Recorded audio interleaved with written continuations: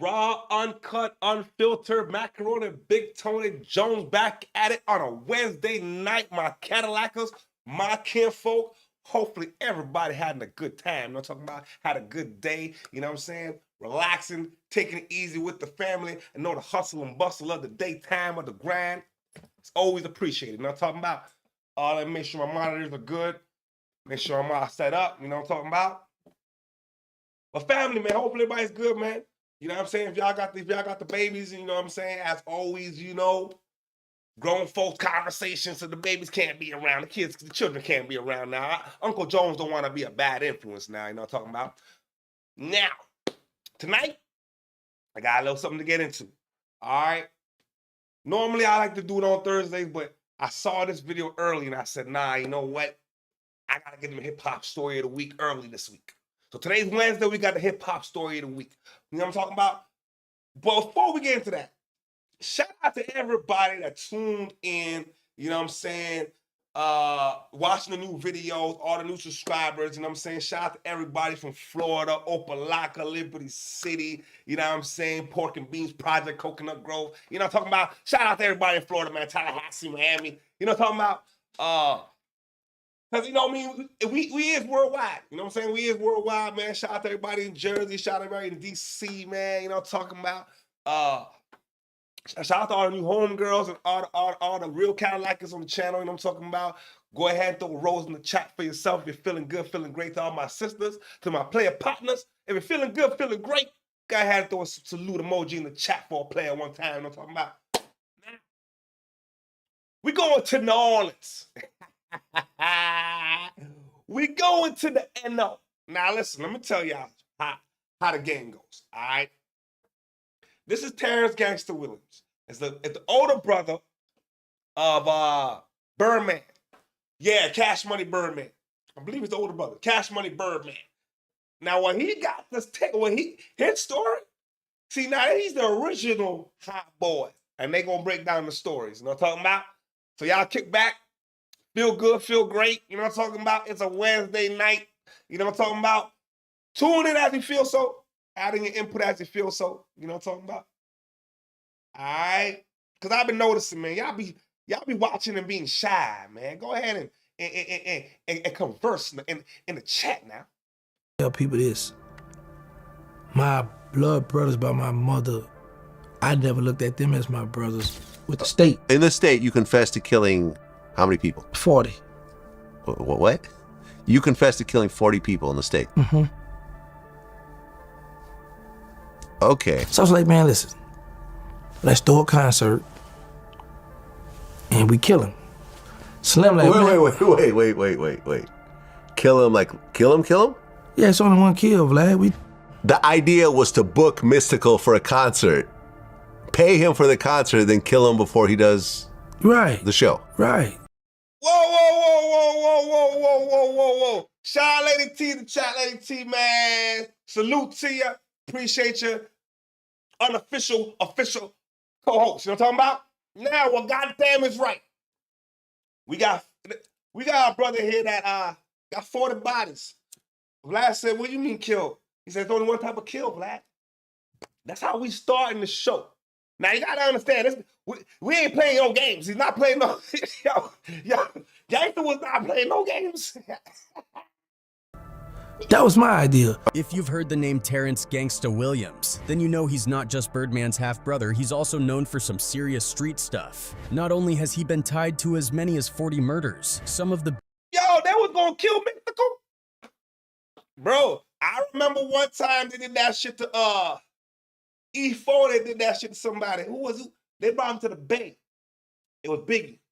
E4, they booked Biggie Smalls for a show one time in the Bay. When he pulled up, man, nobody was there. It was goons and shit, you know what I'm saying? And then Biggie had to call 40, and 40 got him out of the situation. But anyway, Mystical was about to find himself in some shit. Boy, let's go, man. I don't want to hold y'all too much, man. Let's watch. biggest names in the game have supposedly felt his heat, from allegedly killing Master P's cousin, which reportedly made Master P put a bounty on him.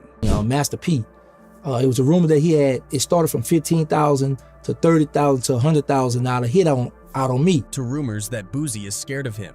Yeah, that boy brother, Gangsta Bill, just come home.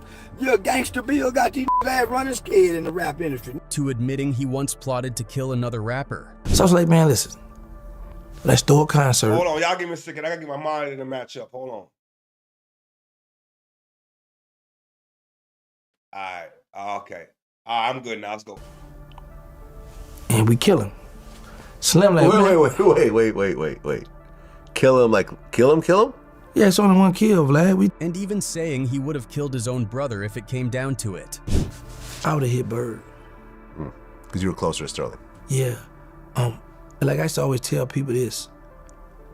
My blood brothers by my mother, I never looked at them as my brothers. Let's dig deeper. Let's rewind a bit and head down to New Orleans' gritty 17th Ward. This is where the whole Terrance Gangsta Williams story kicks off. This is where he was born, raised, and started carving out the path that would eventually make him one of the most feared names in the streets. Now, back then, the 17th Ward wasn't exactly the roughest part of the city. For a kid just trying to find his way, life could have been decent. But for Terrance, home life wasn't anything close to stable. He was one of 24 siblings. Imagine growing up with 23 other brothers and sisters, all trying to get their 24 siblings in the projects? Yo, family, you see what?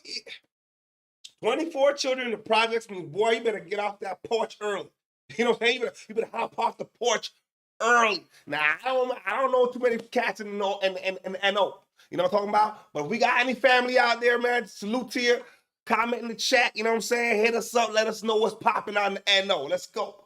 piece of attention. His dad was pretty much absent, not really playing a part in his life, so Terrance was left to figure things out on his own. With no real structure at home, he started roaming the neighborhood, kicking it with the wrong crowd, and slowly dipping his toes into street life. What started off as just a kid acting out quickly turned into something way more serious. Fast forward a few years, and that same kid was now known as Gangsta, a name that carried weight. But his rise wasn't just about putting in work in the streets. It was also happening at the same time the lines between the streets and the music industry were starting to blur. And when you talk about New Orleans rap back then, you can't ignore the quiet tension between two of the city's biggest forces, No Limit and Cash Money. Now, all it, comment in the comment section, Lady T. 24 siblings is crazy though. 24 siblings. I mean, that's a lot of children to be in one household. You know what I'm talking about? Yeah. It's like everybody for themselves. You gotta go get it on your own. You know what I'm talking about? Cash Money and No Limit. Boy, let me tell y'all, man. Great music. I only wish they didn't have a rivalry. You know what I'm saying? One was from the Magnolia, and I believe Master P and them was from the Calio. You know what I'm saying? So I don't think if they would have just been able to, you know what I mean, their differences, oh man, they would have made some great music together, bro. See, Master P came out of the Calliope projects while Birdman and the Cash Money camp repped the Magnolia projects. And if you know anything about NOLA, then you know these were rival zones with decades of history. Even though P and Birdman never got into an open beef, the streets were talking. Their artists had tension, their hoods didn't rock with each other, and as both labels were blowing up in the late 90s, that low-key street beef started creeping into the industry. One fan who lived through it summed it up perfectly. There was beef between Magnolia and Calliope, a lot of bodies were dropped, and sadly, that wasn't just local gossip. The violence was very real, and some say it even touched the rap game in ways we'll never fully know. Word on the street is that Gangsta was in the thick of it. In the late 90s, Master P's cousin Randall Watts was murdered in New Orleans. The streets started buzzing, pointing fingers at none other than Terrance Gangsta Williams. People in P's circle reportedly believed Terrance had something to do with Randall's death, and that lit a serious fire. According to Terrance himself, word on the street was that Master P was so convinced of his involvement that he allegedly put a bounty on his head. At first, the number floated around was $15,000, but over time, the rumor grew, and people started saying there was as much as $100,000 being offered for Terrance's life. Master P, it was a rumor that Before Terrance speak, man, I heard Master P ain't nothing to play with. I heard P, man, one time I heard P, damn near got Pimp C kidnapped. You know what I'm saying? This is what I was told now. You know what I'm saying? I heard P is not the guy you want to go there with. So 15,000, you know what I'm saying? Adding on as it goes. Now, Gangsta must have been a very elusive individual. You know what I'm saying? For you to be on the run like that, motherfuckers can't get you. You know what I'm saying? I don't know, man. Boy, let's go. And I want Gangsta to tell us what happened with Master P. It started from 15,000 to 30,000 to $100,000 hit out on me. He didn't know me, I didn't know him. And they had a rumor that I had killed his cousin. Terrance has always denied having anything to do with Randall's murder. In a 2024 interview, he said it was all a misunderstanding. He even claimed he had a brief conversation with one of P's family members who confirmed that Master P was out for retribution. Still, Terrance says he never had a chance to talk it out with P directly, never got to explain his side of the story face to face. You and Master P ever have a conversation and work things out, or? No. But even with this, his name carried so much violence that most people didn't buy the denial. There was another wild moment where Gangsta allegedly plotted to take out Mystical, who was a rising No Limit artist at the time. According to Gangsta, Birdman felt Mystical was a threat to Cash Money and was worried he might cause some real damage. Because Bird was like, man, listen, I'm not in them streets no more, and we depended on his rap stuff, right? Well, Mystical was a special one, so we like, man. So Gangsta came up with a plan, set up a concert and use it as a setup to eliminate Mystical. So I was like, man, listen, let's throw a concert and we kill him. Slim like, Wait. Kill him, like, kill him? Yeah, it's only one kill, Vlad. Luckily, that never happened. And what makes it crazier is that years later, If Slim would have gave the green light for what the hell Gangsta was thinking,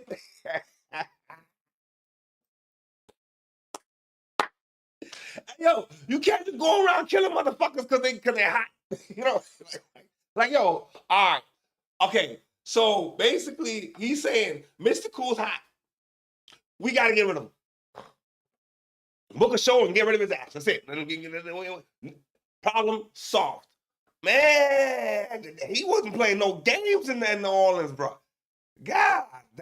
Mystical actually ended up signing with Cash Money. Even Mystical himself laughed about it, saying it was ironic how the same camp that once wanted him dead ended up cutting him checks.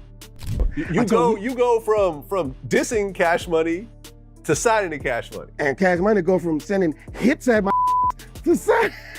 But for all the street cred Gangsta built up, none of it could keep him out of prison. Eventually, his lifestyle caught up with him and he got hit with some serious charges. He was sentenced to life but ended up doing close to 30 years before finally getting released. And that's when everything changed. Because the way he got out, he snitched. And that move single-handedly destroyed the legacy he'd spent years building. Boosie, who had once openly said he respected Gangsta just off the strength of what he'd heard about him, did a full 180. After the snitching news dropped, Boosie said all respect was gone. What I had for him, that was because of all the stories and all that. But once you go that route, I dismiss you from my legend book.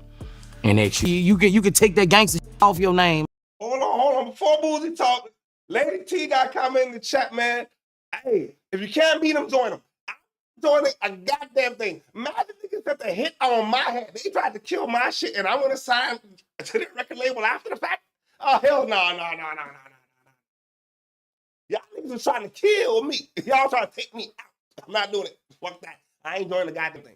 You know what I'm saying? Now, the alleged snitching part. I'm not gonna lie. There was an interview. I don't know if it's in this doc because I didn't watch this whole thing. I can't lie to y'all family. I didn't want to ruin the reaction. You know what I'm talking about? He goes off and said, yeah, he snitched, but he was snitching on some dead people. So if the people's already dead, is it still snitching? I mean, they're dead. You know, they're not come back. I don't know, man. Wild. Man, real shit, man. That shit hurt me when I heard about this. You know, cause you know how niggas in that city stand up for Gangsta and Angola, man. That sparked a little back and forth between the two. At one point, Boosie even accused Gangsta of being involved in some stuff while locked up, hinting at gay behavior in prison. But Gangsta didn't flinch. He actually flipped the narrative, saying he was thankful Boosie mentioned his name because it brought attention to him. In his mind, it was publicity, and he was going to use it to build something new. I just saw an opportunity where I could capitalize off it. Like I say, I don't get upset with these guys when they come for me, because I was really in the streets, but now I'm on the internet. And I look at it like I jumped, started my career. But even though his crown's tilted and his image has taken a hit, the question still stands. How did Gangsta Williams earn that fearsome street reputation in the first place? In 1986, Gangsta was 11 with no real direction or aspirations. He's getting known as the class clown, and without a strong male role model to guide him, he's just drifting. But there's one person he looked up to, almost like a mythical figure in his mind, his older brother Birdman. Even though he hardly had any memories of Baby from their childhood. My bad, y'all, my bad. So Birdman's the older brother. My apologies. I think I said earlier that he might have been the younger brother, but so Birdman's the OG older brother. And if I'm not mistaken, Slim's the older brother of Birdman. You know what I'm saying? Slim's the triple OG. You know what I'm talking about? Let me make sure my monitors is matched up here. Let's go. Because his brother was just one of his 23 siblings who was always moving from house to house, Baby's reputation. Lady T, you absolutely right. You can't snitch from the grave, man. You know what I'm saying? You can't snitch from the grave. So they ain't gonna come back. They gonna get arrested? They can't get arrested. They can't. You know what I'm saying? If you're that, I told on you, they're not digging you up to rearrest your shit. So hey, man, free game. I'm just saying, he wants to come home. Anybody would have did it. Ask yourself if you wouldn't have did it. Was well known. Terrance idolized him from afar, hearing stories about his exploits and his larger-than-life persona. At just 16 years old, Baby was already a young street millionaire. He had everything: the flashy cars, the shiny jewelry, the attention from all the women, and the respect of the entire uptown community. And because of all this, young Terrance couldn't wait to meet his older brother and Yo, if I'm 16 and I'm making millions in the streets, god damn it. Yo, let me tell y'all right now, bro. I'm walking around macking and stacking every single goddamn day. I'm changing outfits every single time I leave my house 4 or 5 times a day. Goddamn, I'm changing my outfit, I'm changing my shoes, everything. I'm super fresh every day. Goddamn it, what a life. What a god. Yo, Birdman's the OG. make a good impression on him, just like any little kid would want to do. Finally, that chance came. But it wasn't at all what Terrance expected. Here's where the story takes an unexpected turn. My mother's phone rang. Phone rang in the kitchen. I answer it. It's Baby on the other end. I'm gonna be around there. Come outside when you hit the horn, all right? 11-year-old Terrance was over the moon when he heard his older brother was coming by. For over an hour, he sat by the window, eagerly waiting for the sound of a honking horn. Then finally, he saw it. A brand new SUV, music blasting, cruising down the street. Terrance couldn't contain his excitement. He jumped up and sprinted outside to the car. There behind the wheel was his brother, Baby. There was no one in the passenger seat, and a bunch of girls were packed into the back. Big Bro told Terrance to hop in the car, and for Terrance, this felt like a dream come true. So he quickly jumped in the passenger seat, grinning ear to ear. But that's when things took a strange turn. Out of nowhere, Baby pulled a gun and put it to the back of Terrance's head. We go for a ride. I'm excited. But no, when I first got in the car, a gun go to the back of my head, and I'm like, what the? I'm shocked because I'm happy to see Big Bro, nice car. But Terrance was confused and didn't know what to think. But then Baby explained it was all a lesson. According to Terrance, his brother was teaching him to always be aware and stay on his toes. See, that's the first rule. Don't never get in that front seat, let nobody sit behind you. Unless you know who this person is, you really trust the person. You just jump in here, you're not paying attention. So I was being It was a puzzling and unsettling experience. Sure, you could argue that Baby was teaching him some kind of survival tactic, but why? Imagine your big brother's Birdman. Yo, some OG lessons, bro. You know what I'm saying? You always gotta make sure nobody behind you like that. You put somebody behind you, know who the fuck it is. You know what I'm saying? You gotta make sure you can see your peripherals. When you step in a space, you scope it out. Now, I mean, we was always taught that early, motherfucker. You don't just hop into places like that. You know what I'm saying? Man, that continues, man. That continues. 40, but I want to figure out about this 40 bodies. I want to know about this 40 bodies, goddammit. Why would an 11-year-old boy need to learn something like that? Was Baby preparing him for the harsh realities of life in New Orleans? Or was this a preview of the street life Terrance was being for? It didn't take long to get. He was 11?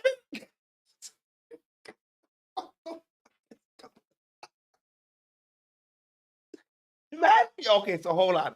Birdman's like 16, 17. Little bro's like 11. These niggas are driving around and shit, got all kind of money, all kind of putang. What kind of, this is like a movie. This like a real goddamn movie. This is how they was getting in New Orleans. Shout out to the NO, baby. Shout out to New Orleans, nigga. Goddamn Magnolia. An answer. The next time Baby came around, he asked Terrance to hop in the car again, but this time he handed him a gun. Terrance, holding a piece for the first time, was ready to do whatever he needed to impress his older brother. They drove around for a bit until Baby pointed out a young man and told Terrance to shoot. Without hesitation, Terrance jumped out of the car and, in a tragic turn of events, killed the young man. And that just stuck with me for years. What's the age difference at this point between you and Birdman? You're 11, he's how old? 17?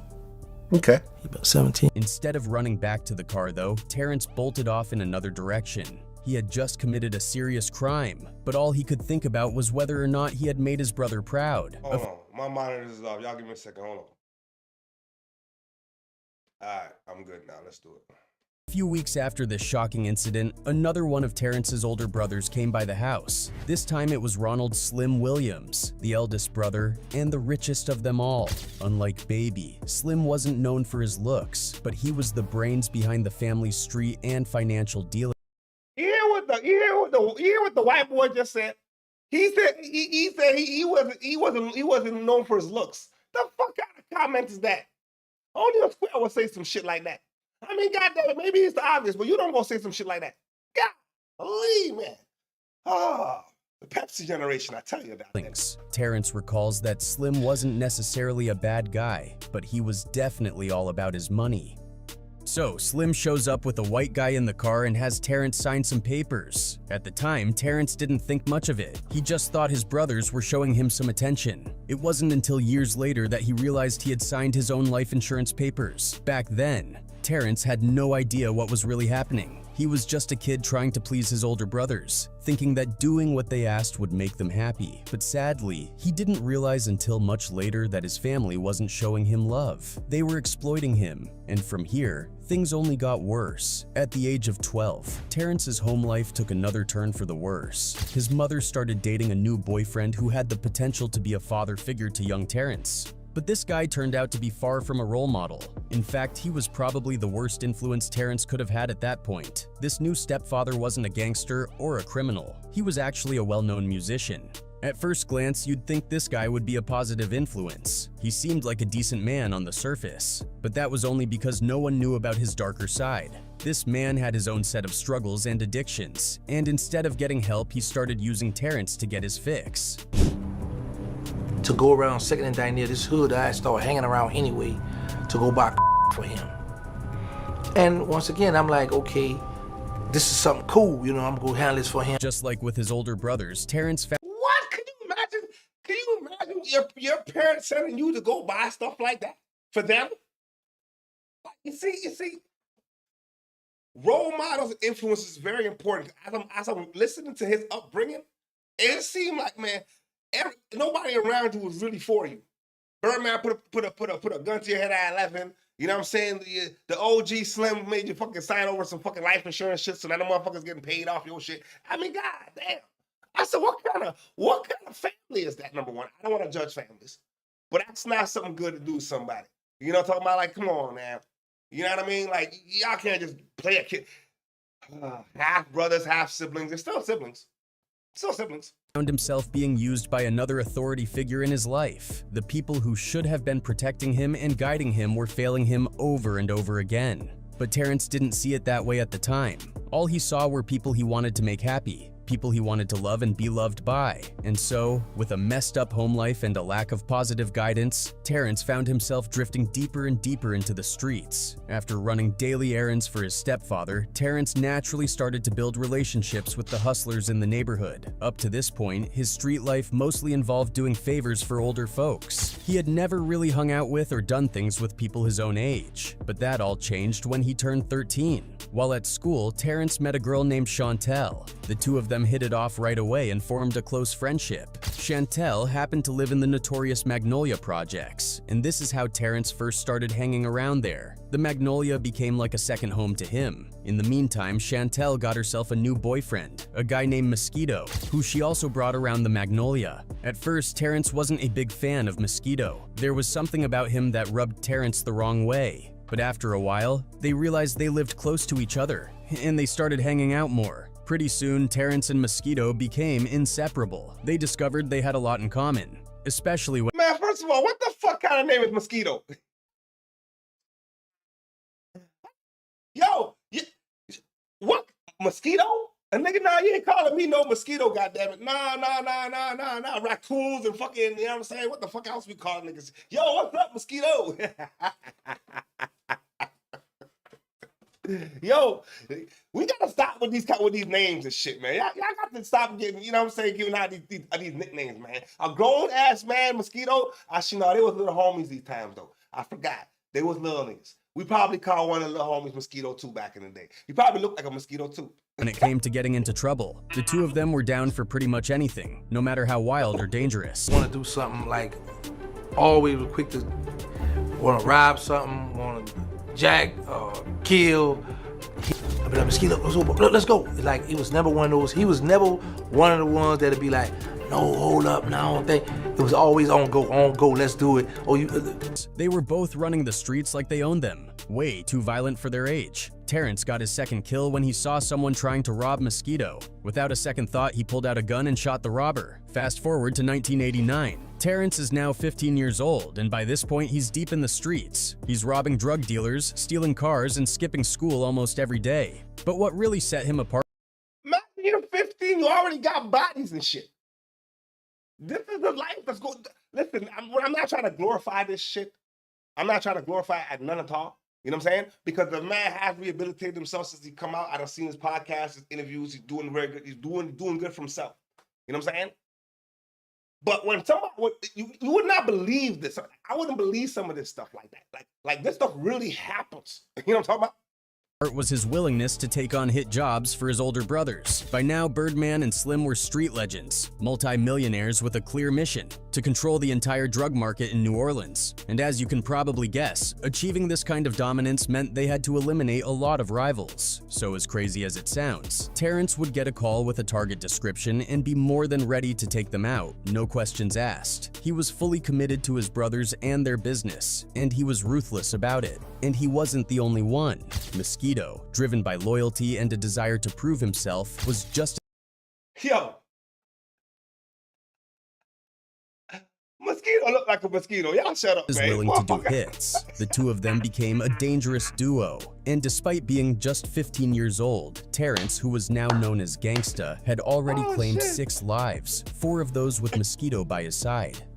By age 15, you had killed 6 people. 4 of them were with Mosquito. My best friend. As time went on, another guy named George Cookie— You see, this is what's wrong with the culture. Because right away, a lot of this shit is repeated in the music for our kids to listen to. A lot of it's repeated through movies and entertainment for our kids to aspire or think it's cool. It's not fucking cool. But I think it can be taught. You could use it to be taught a lesson. You know what I'm saying? Because I think had he had the right guidance, I think had he had the right avenues, he wouldn't have been like that. Seems like a very smart individual. You know what I'm saying? You 15, you already got 6 bodies. You know what I'm saying? You got a partner named Mosquito. You out there doing y'all thing, man. But joined Terrance and Mosquito, and the trio continued their criminal exploits. With Cookie in the mix, their crimes escalated. They started pulling off even more daring jobs, pushing the limits further and further. Terrance and his crew had a few run-ins with the law, but somehow Terrance always managed to slip through the cracks while his friends ended up behind bars. But prison didn't really change much for them. Once they got out, they went straight back to the Magnolia projects and picked up right where they left off, getting back into the same old street life they knew so well. Things took a turn though when Terrance and his friends decided to shoot a man. They hit him 14 times, but against all odds, the guy survived. Back then in New Orleans, this kind of thing happened all the time. And most— Hold on, sorry. I got a little bit distracted. You hit him somebody 14 times and they didn't die? Yo, fam, what kind of Gatorade is he drinking? I forgot. I mean, Tory got stabbed 14 times, right? By the grace of God, he lived. But imagine taking 14 bullets and living. I'm not gonna lie, I wouldn't have believed the story if a motherfucker told me that shit. I'd be like, nah, you definitely got him. Holy shoot, man.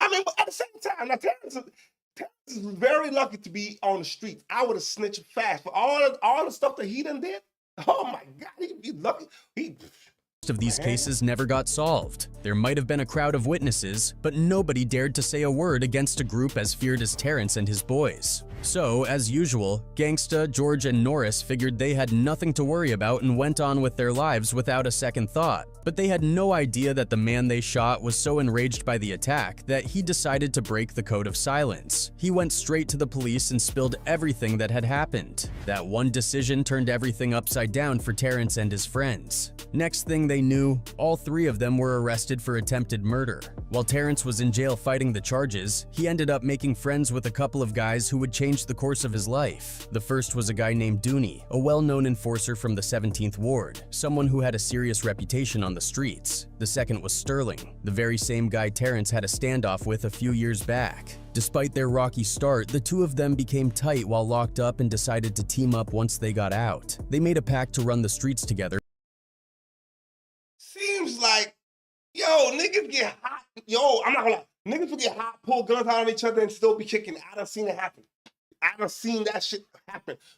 Back in the day, I remember one time, we was on the court, one of the OGs, they partners. One of the OGs decided to, I don't know what, he might have thrown a foul or some shit. I don't know what the fuck it was. You know what I'm saying? He said, all right, wait here. That nigga went upstairs, came back with his thing. And let it be known, listen, goddammit, yo, the next person say anything is gonna get it. And I'm like, yo, this is your partner. How you pulling out a thing on your partner? You know what I'm saying? And I'm a kid. I'm like 13. And then they took basketball and punched it with a knife and said no basketball playing for the rest of the goddamn day. I said, holy shit. But guess what? By the next day, everybody was chilling.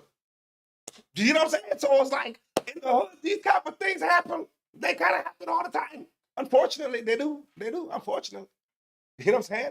Aiming to become rich, feared, and celebrated in New Orleans. Once they were released, Terrance, Dooney, and Sterling wasted no time getting back to business. They were already known as dangerous figures, but now they wanted to level up and make some serious money. They started moving large amounts of drugs in the streets, trying to establish themselves as big players. But unlike Birdman and Slim, they didn't have a knack for business. Every time they made a profit, they'd blow it all on flashy stuff. Whenever they realized they were broke, they'd come up with a new plan to rob a supplier and start the whole process over again. It was like they were trying to compete with real hustlers and kingpins, but without any of the discipline or strategy. Still, within a few months, they were becoming local legends, real New Orleans superstars. They were living fast, and the girls in the projects took notice, giving them a nickname that would stick: the Hot Boys. Terrance loved the name. It symbolized being young, having money, and being both feared and admired by everyone around. They embraced the Hot Boys name, and soon enough they were calling themselves the Hot Boys of the Magnolia. They were living the high life, but their wild antics couldn't last forever.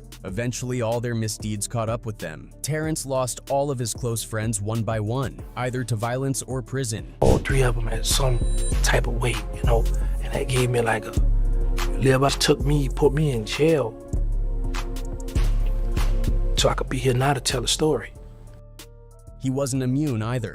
The FBI had been keeping a close eye on him, and they finally caught him in a major bust. Using wiretaps, the feds caught Terrance plotting to take out a group of New York drug dealers in New Orleans over a heroin deal that had gone wrong. The feds intercepted the package and listened in as Terrance laid out his murder plan. Faced with overwhelming evidence, Terrance had no choice but to plead guilty to engaging in a continuing criminal enterprise and solicitation for murder. The judge threw the book at him, sentencing him to life plus 20 years in federal prison. It seemed like the end of the road for Terrance. But in a surprising twist, Terrance was unexpectedly released on January 3, 2022, after U.S. District Judge Ivan Lamel reduced his sentence to 27.5 years. The Federal Bureau of Prisons records showed that Terrance walked out of prison at the age of 47. Now that he's out, Gangsta has turned over a new leaf.